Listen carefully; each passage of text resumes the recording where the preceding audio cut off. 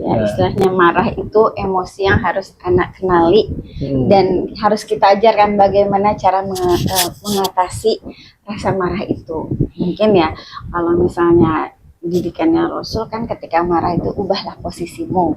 Lagi duduk marah misalnya berdiri, lagi berdiri marah duduk, terus masih juga marah rebahan gitu ya. Jadi itu diaplikasikan gitu ya untuk mengatasi marah itu karena ya kita tahu itu marah, tapi jangan sampai marah itu porsi yang wajar aja lah. Jangan sampai marah yang berlebihan. Karena kalau udah marah yang berlebihan ya udah setan lagi terlibat di dalamnya kan nanti kemana-mana gitu kan. Jadi ya marah itu wajar gitu karena kita manusia memiliki emosi itu. Gitu. Sampai ada yang bilang tuh satu keluarga itu kalau lagi berantem itu dikasih alat pelindung sarung tinju gitu, berantem di situ gitu bapak kan, sampai mereka puas gitu. Pokoknya nggak ada cedera parah gitu, tapi emosi yang tersalurkan. Kasih samsak ya. Kasih samsak. Ini bukan samsak lagi, benar-benar antara kakak adik itu berantem beneran gitu, tapi dikasih baju pelindungnya gitu. Jadi nggak ada cedera serius gitu. Jadi benar dilampiaskan tapi puas gitu. Nah, cuman ada satu sisi lagi ketika emang ketika anak-anak itu sudah beranjak dewasa gitu, mereka sudah punya dunia masing-masing gitu ya. Kan nggak mungkin juga mereka terus-terusan ya sama saudara-saudara mereka kan, mereka juga akan ketemu teman-teman mereka, beda kuliah, beda kota bahkan gitu kan. Lingkar di luar keluarga lingkarnya berbeda gitu. Nah, kemarin tuh ada pertanyaan kemarin dari Raka. Sebenarnya tidak menanyakan tentang kakak adik, tapi masih bisa kita korelasikan. Jadi Raka tuh nanya kemarin, jadi kalau ada dua orang yang waktu kecilnya itu berteman, terus ketika sudah lama berpisah, pas ketemu lagi tuh kayak orang asing gitu. Itu apakah selalu seperti itu? Gitu. Ada pertanyaan Raka gitu. Tapi bilang, ya tergantung kedekatannya seperti apa waktu kecil gitu.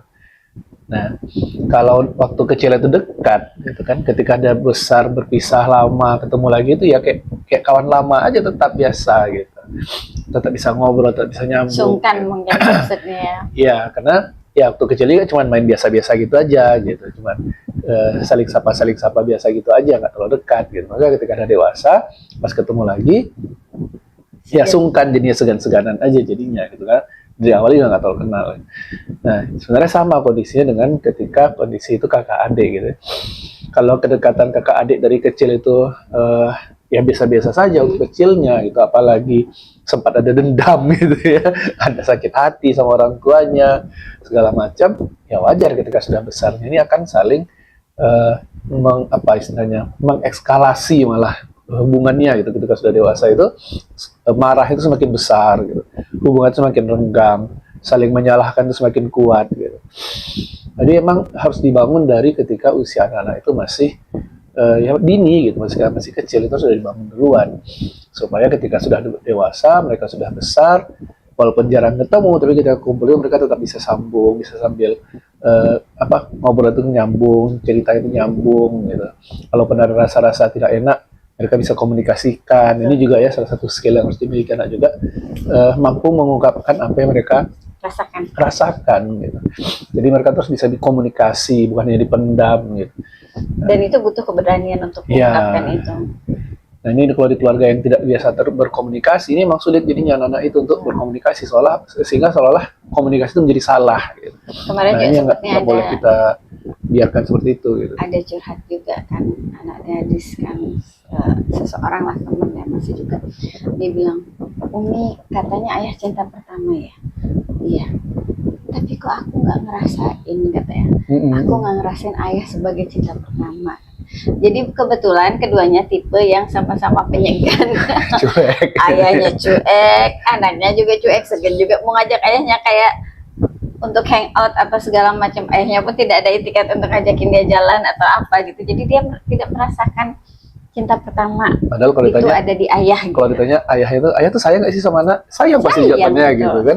Kalau dibilang kalau kayak gini nggak sayang anak nih, pasti marah juga di sebenarnya gitu. Cuman karena nggak punya skill komunikasi ini gitu, juga mungkin ya nggak tersampaikan komunikasi ini tidak tersampaikan.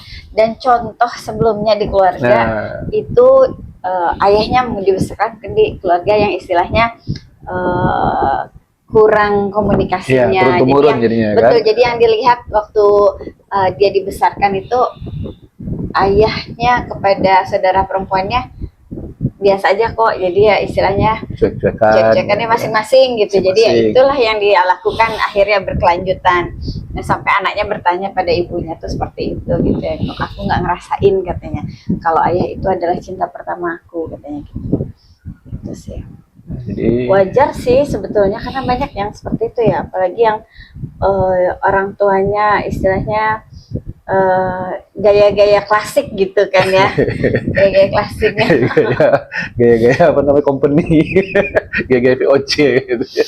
Ya, segan banget sama ayah. Ayah pun istilahnya menjaga betul marwahnya agar dihormati anak. Mungkin jadi tidak berani banyak berkomunikasi, mungkin bisa jadi gitu. Itu yang jadi penghalang. Ya. Jadi emang selagi anak-anak kita masih kecil gitu ya, bangunlah komunikasi seluas-luasnya sama anak-anak itu gitu.